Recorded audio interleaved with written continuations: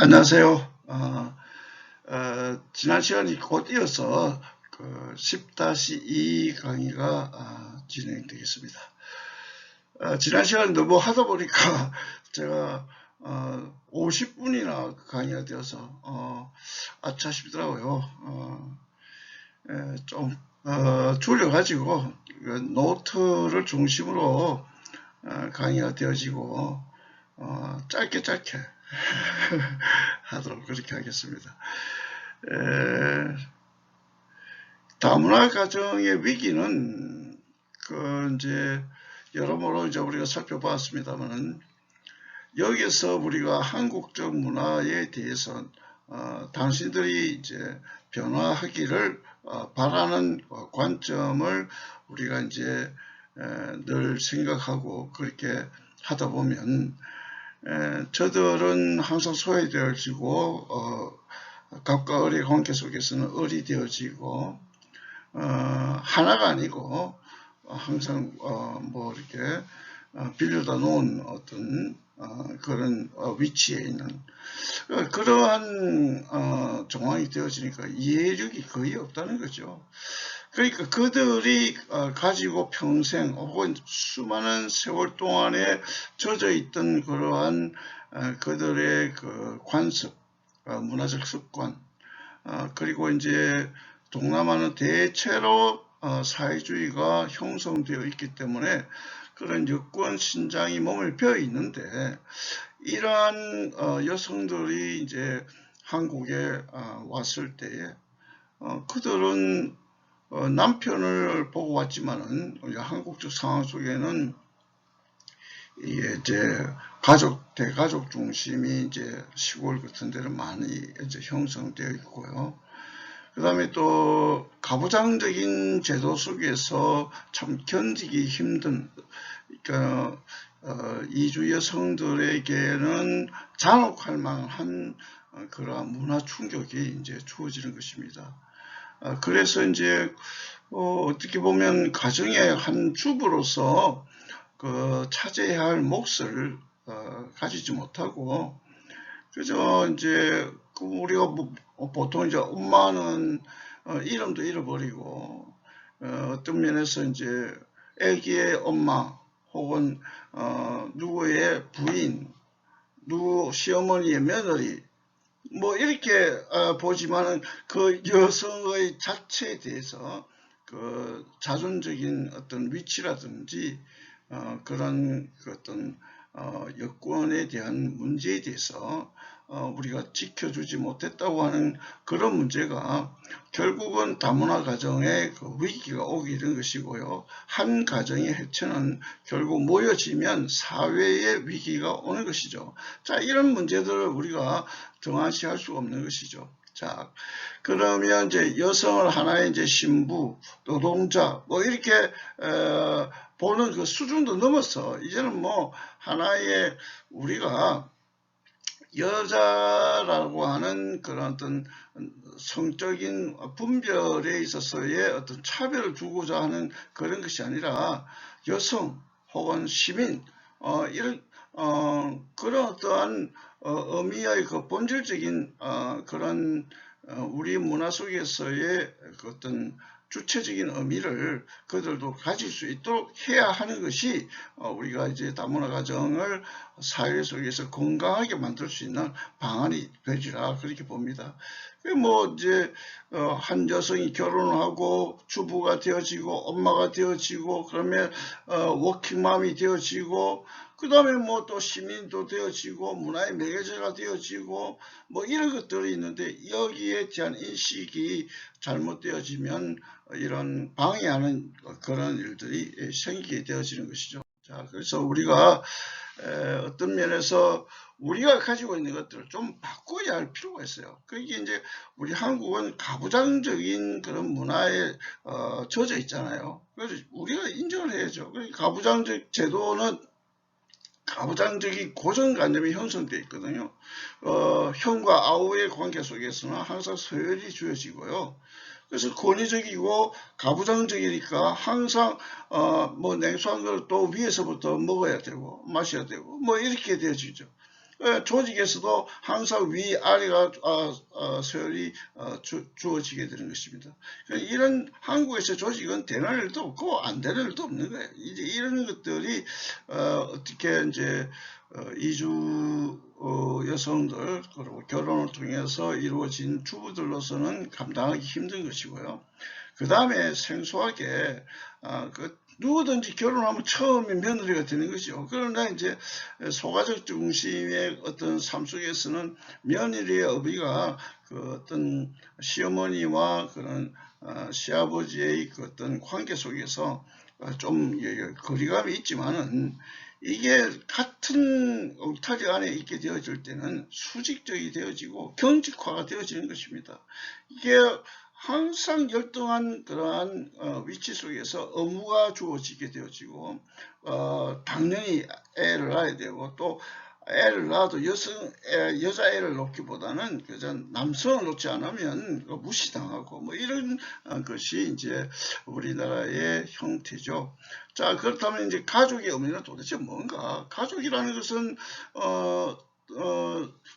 우리가 자녀를 놓게 되면 인구 재생산이 되어지고 그 다음에 경제적인 기능을 하게 되어지고 그 다음에 사회의 어떤 구성원이 되어져서 사회 통제의 어떤 기능을 가지게 되어지고 이렇게 하는 것입니다. 그런데 왕을 중심으로 한 그 강력한 그 중앙 집권에 있어서의 기능 혹은 봉건제 신분의 위계 조직의 강화 그 다음에 가족관계 규범이 엄격하고 그러한 것들이 그리고 이런 모든 그 엄격한 사회 규범들이 이제 적용이 될 때 그 뭐 결혼식, 관원, 상제 모든 것들이 이제 좀 바꿔져야 되는 것이죠. 이런 것들의 의미가 우리에게는 주어진 과제가 아닐 수가 없는 것이에요. 한국적인 이제 상황에서 우리가 기독교적인 의미에서는 별다른 이제 이런 종교적인 의미에서의 그 제사 문제 이런 것들은 크게 이제 그 의미가 부여되지 않지만은 난 크리스찬들에게 있어서는 그 조상과 이 그 어떤 문제 속에서는 여러 가지 또 부딪히는 문제들이 이제 생기게 되어지는 것이죠. 네. 자, 그래서 이제 뭐 이건 종교적인 의미도 이제 주어지는 것이고요. 그 다음에 인생에는 뭐 시작이 있으면 끝이 있는 것인데 삶과 죽음의 문제 이런 것들이 다 얽혀져 있는 거예요. 이게 한국 사회 속에서 한국 문화 속에서 서열, 차별성 이런 것들이 뭐 주어지니까 가족주의 틀 속에서는 의식하지 못하는 것. 사회 곳곳에서 한국 문화가 중심 원리로 잡아져 있는 것이죠. 잡혀져 있는 것입니다. 자, 이래서 이제 어떻게 보면 인식의 이제 그 아주 우리가 좀 나쁘게 보는 것, 편보스라했다, 뭐 편보스라했다, 저 사람은 재혼했다, 뭐 싱글맘이다. 또 뭐 그냥 싱글이야. 저 나이가 됐는데 왜 싱글이야? 뭐 이렇게 우리가 웃으면서 이야기할 정도가 아니죠. 또 그다음에 이제 트랜스젠더, 뭐 그다음에 결혼 이주 여성, 한국 여성과 결혼한 이주민들, 뭐 이런 것들이 모두 가족 구성원의 어떤 삶에 있어서 어떤 그 잣대를 대놓고 보는 것이죠. 뭐 사실 우리의 전통적인 관념 속에서는 크게 그렇게 뭐 심각하게 여기지지 않았던 문제지만은 이것이 이제 다문화 사회 속에서는 이게 문제가 되어지는 것이죠. 뭐 가족이 무엇이냐 도대체. 그 다음에 구성원 안에서 좀 이 소외감을 느끼는 이런 구성원들이 있다고 하는 것. 그럼 앞으로 이제 어떻게 이제 변해야 될 것인가? 그래서 이제 그 한국에는 무의식 속에서 집단적 가부장 문화가 어느 누구나 피부 깊숙이 쌓여 있는 것입니다. 그래서 이제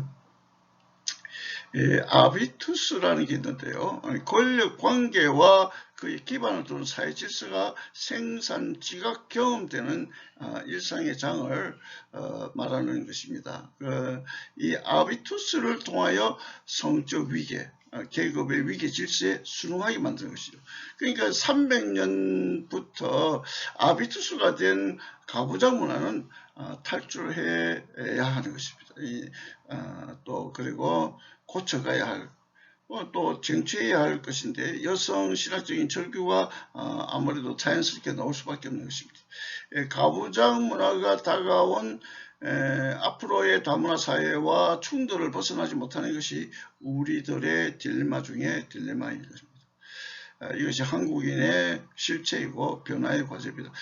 너희들이 와서 너희들이 변화가 아니라 우리도 자성하고 우리의 가부장 문화 속에서의 실체를 발견하고 그들을 받아들이지 못하는 우리의 인식의 문제도 변화해야 되는 것이죠.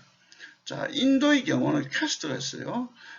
브라만, 크산트리아, 바이사수드라, 또 불가촉 천민도 거기에 들어가진 않습니다만 카스트 제도 안에서 영향을 받지 않는 것.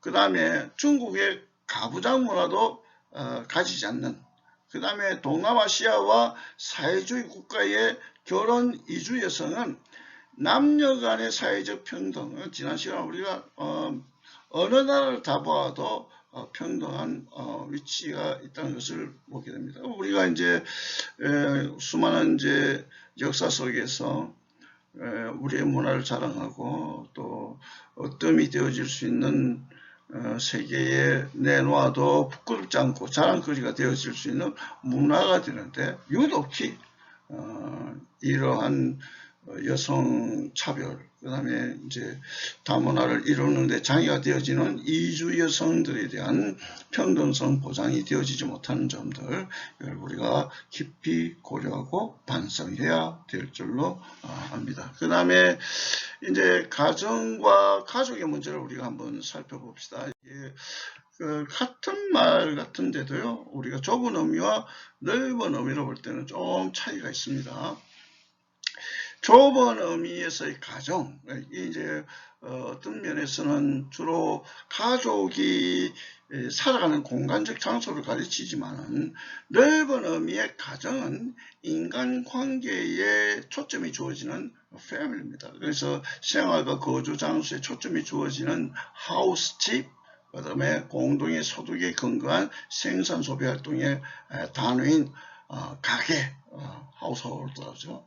그 다음에 의식주를 비롯한 일련의 가족, 자원, 관리활동 모두를 포함하는 개념이 됩니다. 다시 말해서 가정이라고 할 때 가족이 안주할 수 있는 장소를 가리키되 오직 물질적인 환경만을 의미하는 것이 아니라 가족 구성원들이 건전하게 성장 발달할 수 있도록 기본적인 생존 욕구를 충족시키고 안식과 애정을 제공하는 보금자리인 것입니다.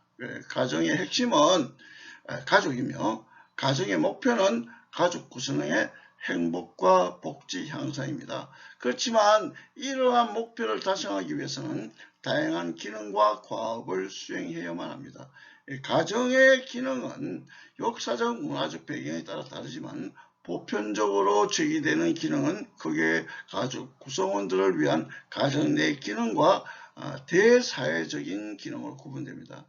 가정 내 기능으로서는 성, 생식, 그 다음에 양육 및 교육, 보호, 휴식, 생산과 소비, 오락, 종교의 기능 등이 있고요. 대사회적 기능으로는 합법적인 성적 통제, 생식을 통한 사회 유지 존속, 그 다음에 노동력 제공과 소비 활동을 통한 경제적 기능, 자녀의 사회화를 통한 사회에 적합한 구성원 제공 등이 있게 됩니다. 따라서 가정은 개개인이 생활하고 보호받는 터전인 동시에 한 사회를 유지 존속시키는 최소의 단위로서 개인과 사회를 연결시켜주는 중간고리라고 할 수가 있습니다. 이 가정과 가족을 우리가 이제 생각해 가는 과정 속에는 그 관계라는 것들을 우리가 중요시하고 주목해야 합니다. relationship이죠. 그런데 제가 여기에 대한 논문들을 몇 편 쓰기는 했는데요. 우리가 수직적인 관계만을 신앙적으로 생각하지만 사실은 신앙의 범위는 우리 예수님께서 말씀하셨잖아요.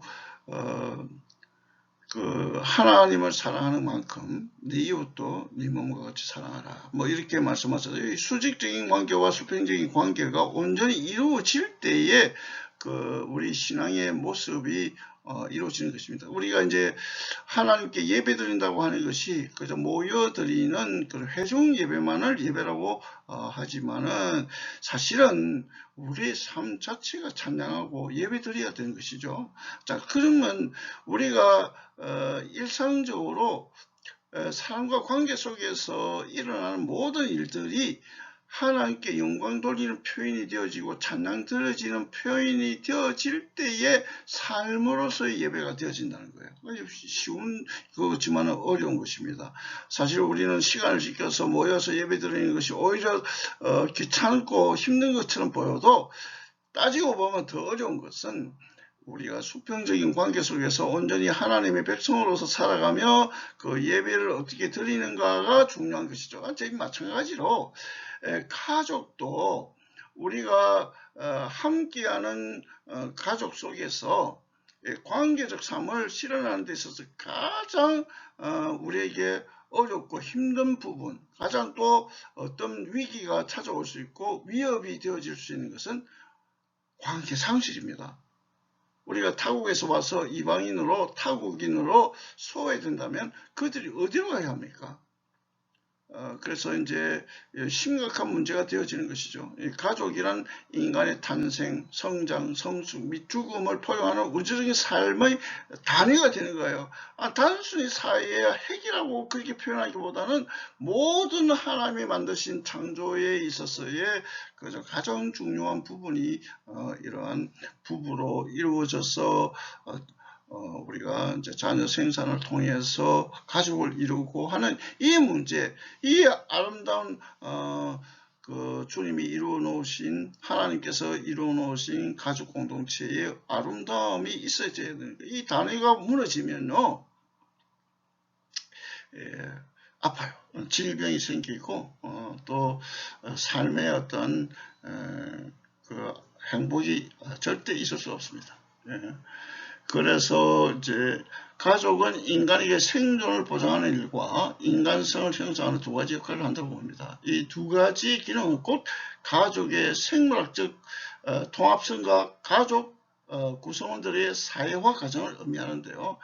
전자의 경우 가족 안에서의 유대관계를 의미하고 또 후자의 경우는 가족 밖의 성장을 의미합니다. 그러니까 유대관계가 안쪽이냐 바깥쪽이냐의 관계를 다 가지고 있는 거예요. 가족이란 그 구성원의 모두가 이제 착상되고 탄생되고 성장하고 발전하고 변화가 돼서 마지막에는 옛 가족은 다 소멸되고 새 가족이 창조되는 가족 공동체가 일어나는 게 역사가 새롭게 이루어지는 것이죠.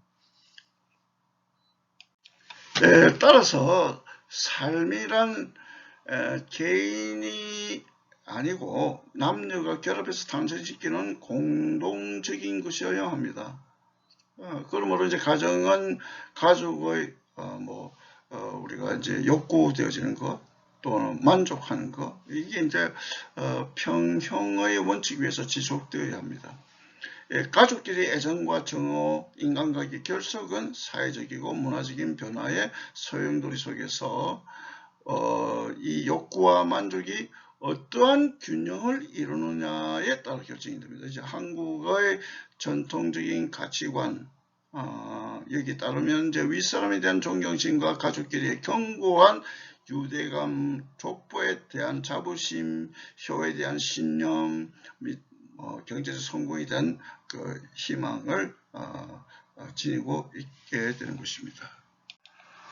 얼굴색이 유달리 다른 스리랑카는 거의 없고 결혼 못한 농촌 총각이 극심한 곳 예천, 의성, 성주 외에는 도시나 도시 근교에 거주하게 됩니다.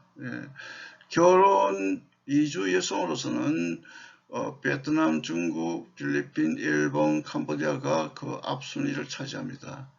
말하자면 이제 내국인의 문화 간 결혼은 동남아시아 사람들과 동남아시아 안의 사회주의 국가와 중국, 몽골 등 사회주의 국가꼴이라 그렇게 말할 수가 있겠습니다.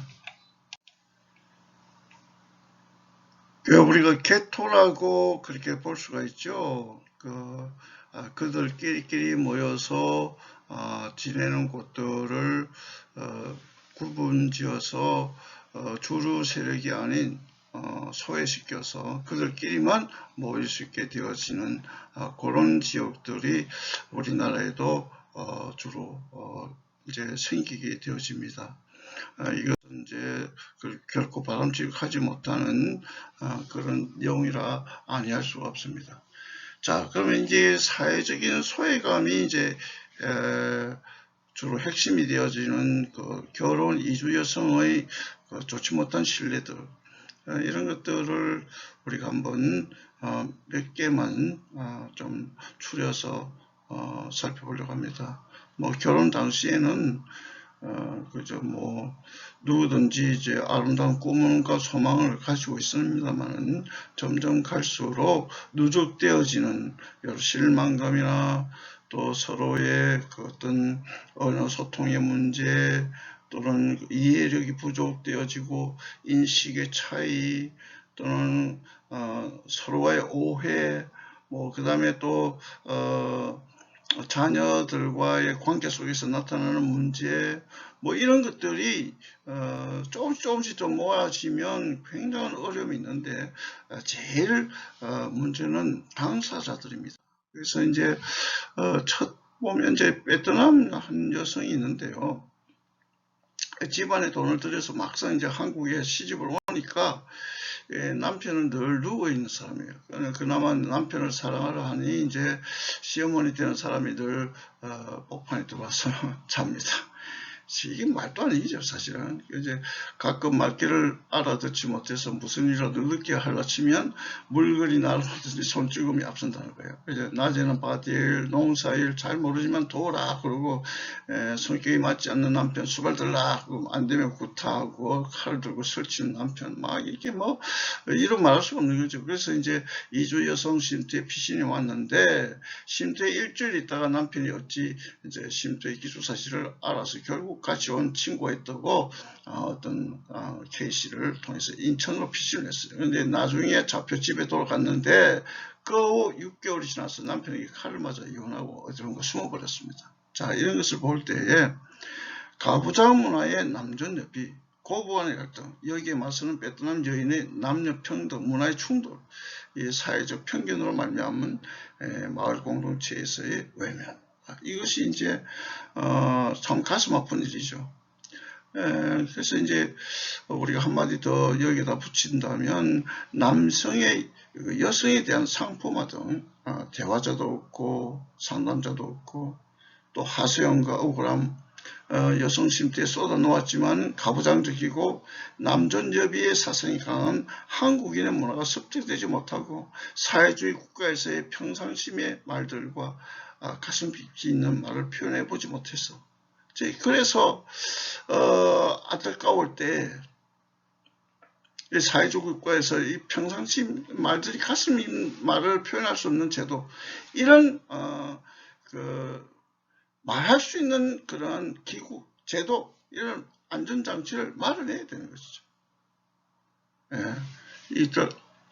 절신 것입니다. 그 다음에 이제 두 번째는 제중교포의 출신 여성인데요. 우리가 이제 조선족이라고 하는데 조선족은 그 한족들이 소수민족을 이렇게 부를 때 쓰는 말이에요. 그럼 우리는 재미교포 또 제1교포, 제독교포 뭐 이렇게 하면 유독 중국인들의 우리 교포들은 제중교포를 하지 않고 조선족이라고 그렇게 말을 하는데 우리는 좀 고쳐야 할 필요가 있습니다. 말은 인식을 갖게 하기 때문에요. 인식의 변화가 분명히 있어야 합니다. 자, 그래서 이제 이 제중교포 출신의 여성이 이제 나이가 한 20살이나 이렇게 차이가 나요. 그런데 늦게 결혼해서 부부의 행복한 모습을 좀 이렇게 시기가 지나니까 이 가까이 사는 형이 시기를 해서 늘 불만이고 중국으로 가라고 협박하고 폭언을 하고 임신 중에 쉼터에 와서 3개월 이제 유수하다가 예쁜 딸을 낳고 남편을 참으로 사랑하지만 시숙의 간섭과 이간질로 마지못해서 본국으로 돌아가는 사례가 있습니다. 이건 뭐 어처구니 없는데 그래서 이제 가부장 문화의 서열, 그 형의 부족한 권위의식의 무리함이 그 문제의 원인입니다. 보통 한국인은 그 재수씨를 상당히 아끼고 하잖아요. 그런데 이런 일이 이제 일어나는 것이 인종차별이고요. 이건 뭐 가부장 문화의 서열 이전에 어떤 아주 좋지 못한 인식의 어떤 원인이 여기에 담겨 있다고 봅니다.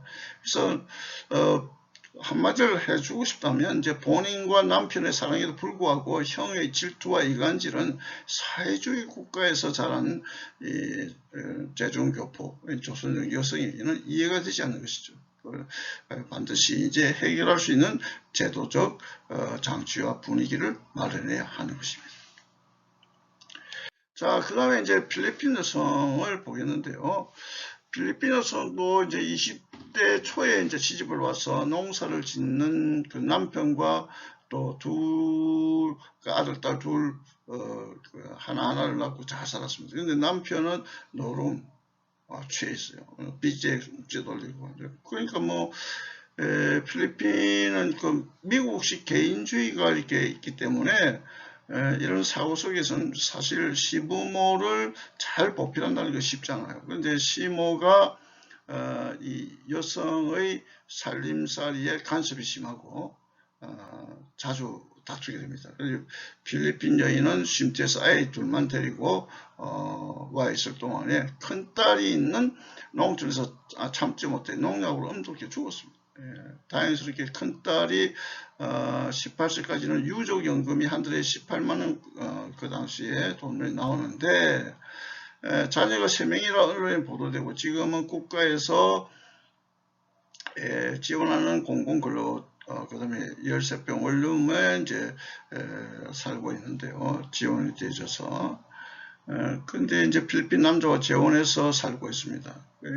큰 딸이 3학년이고 작은 딸이 2학년, 아들은 내년에 이제 학교에 간다고 해요. 딸 둘, 아들 하나 이렇게 세 애를 놓고 간 거죠.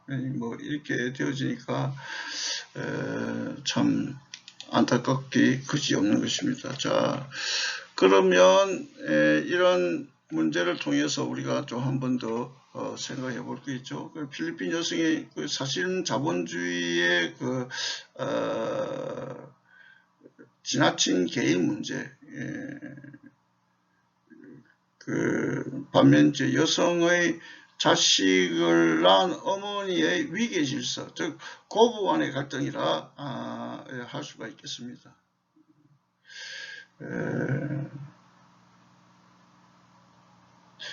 이제 필리핀 여성의 본국으로 돌아가게 된다면 만약에 이제 그 2005년부터 실시가 된 이주 노동자 정책은 이제 사라졌고요. 인구 정책의 일환이 결혼 이주민 정책의 그 허점이 드러나게 된 것이죠. 이 정책의 허점을 이제 반드시 보완해야 하고요. 온전한 정책 기반을 위한 교육과 상담이 반드시 필요한 것입니다. 그 다음에 이제 캄보디아 여성을 보겠는데요. 결혼해서 이제 한국에 오니까 남편이 아프다고 했는데 그냥 뭐 얼마 있다 죽어버렸어요. 그러면 남편이 병원에 있을 때 아파트에 들어가서 보험카드 통장을 가지고 가버렸어요. 이제 남편의 형은 공무원이고 남편이 있을 때는 잘해줬는데 남편이 죽자 이제 본국으로 가라고 합니다. 남편이 살아있을 때는 캄보디아 여성의 본국에 동생을 데려오기로 약속을 했으나 형님 부부가 반대합니다. 자, 그래서 이제 보게 되면 지나친 형제간의 위계 질서와 사회문화적 요인이 여기는 강하게 작용했습니다. 한마디로 해준다면 제도적으로 체계적인 결혼 그 중매인이 있어서 이제 결혼이 되잖아요. 서로가 이제 남녀가 결혼해서 결혼하게 될 때 서로 간의 건강을 반드시 확인해야 할 필요가 있습니다. 그런 시스템이 분명히 주어져야 합니다. 뭐 남성은 여성의 건강비를 따지지만 여성은 남성이 어떤지도 잘 모르고 그렇게 오는 경우도 있다고 해요. 뭐 가서 남자가 여성을 데려오는 경우는 어떠는지를 좀 정확하게 좀 보고 있는데 그래서 이런 것들도 좀 면밀히 좀 잘 되어야겠다는 생각을 해보게 됩니다. 그 다음에 중국 여성의 경우에는 조선족이 아니에요. 제중 우리 한인 교포가 아니기 때문에 이제 어느 기간이 되어지면 이제 한국에 왔습니다. 이제 결혼했습니다. 그런데 이제 버스 운전기사로 300만 원 수입이 있었는데 이 세 번째 결혼이에요. 그러니까 이제 남편은 그 수입을 가지고 매일 경마장에 가서 다 써버리는 거예요. 그리고 또 이혼한 전체의 등록금, 교육비, 용돈 이렇게 이제 그 내담자에게 이제 돈 버는 것을 다 충당하라고 하면서 구타도 하고 그럽니다. 그럼 7, 8번 갈비뼈도 뿌리시고 이제 많이 맞아서 몸이 이제 아파서 그 집을 나왔다는 거예요. 자, 이런 걸 보면 그 전형적인 가부장 문화와 사회주의 국가의 그 남녀 평등 사상의 갈등, 남성의 남존여비 사상, 한국 남성들은 이 사상이 이게 참 몸에 배어 있거든요. 그 다음에 여성의 인권을 무시하는 폭력 이런 것들 때문에 그런 거예요. 그러니까 한마디 주어진다면 남존여비의 문화인식을 넘어서 비극적인 상황을 애당초 막을 수 있는 법적인 제도가 필요한 것이다. 자, 그러면 우리가 이제 베트남 여성, 조선족 그러니까 제중 한인 교포, 그 다음에 필리핀 여성, 캄보디아, 중국 여성 이렇게 분류를 해봤는데요. 대부분이 동남아시아 여성이고 사회주의 국가에서 오신 여성들입니다. 이 여성들에게 특이한 것은 한국과는 다른 독특한 그들만의 관습이 있는 거예요. 이게 동남아 여성들과 한국 남성 그리고 사회주의 국가들의 여성들과 한국 남성들의 이 문화적 갈등 양상이 여성 사회적 지위가 평등하거나 동등한 입장에서 가부장 문화권이 한국으로 시집와서 이제 생긴 갈등이에요. 이건 뭐 어쩔 수 없는 것이죠. 그런데 유교의 남존여비 사상, 고부간의 갈등 또는 시형제의 위계질서, 그 남편의 가부장적인 권위주의 이런 것들을 우리가 살펴야 되는데 본질적인 문제는 우리가 그럼 결혼을 안 하는 게 본질적인 해결 방법이지만 이렇게 되어졌을 때 이제 우리는 도대체 어떻게 할 것인가? 우리가 이제 기독교적인 방법으로 우리가 우선 접근해야 하겠지만은 그보다도 이제 일반적인 상담을 우리가 어떤 방법으로 도입을 할 것인가가 기초적으로 주어지는 것이 우선 먼저겠죠. 그래서 다음 시간에 우리가 상담의 의미에 대해서 우리가 살펴보려고 합니다. 비대면이어서 좀 저도 지금 상당히 힘들어요. 여러분 다음 시간에 또 만나서 마지막 상담의 기본적인 것들 일반 상담 우리가 살펴보도록 하겠습니다. 그러면 다음 시간에 뵙도록 하겠습니다. 안녕히 계십시오.